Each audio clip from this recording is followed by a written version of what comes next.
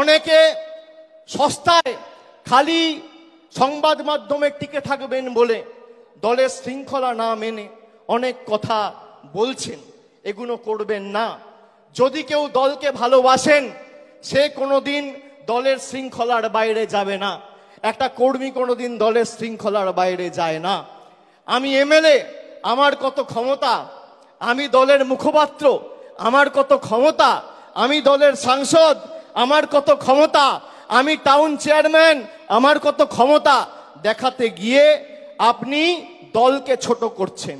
আর যারা এই কাজগুলো করেছে, একদিকে ভালো হয়েছে, তাদেরকে চিহ্নিত করা গেছে।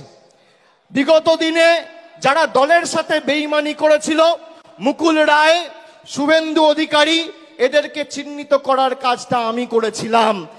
আগামী দিনেও যদি কেউ দলের সাথে বেইমানি করে, এদের চিহ্নিত করে এদের লেজে গোবরে করে প্যাকেট করে বাংলা ছাড়া করার দায়িত্বটা আমি আমার কাঁধে তুলে নিলাম।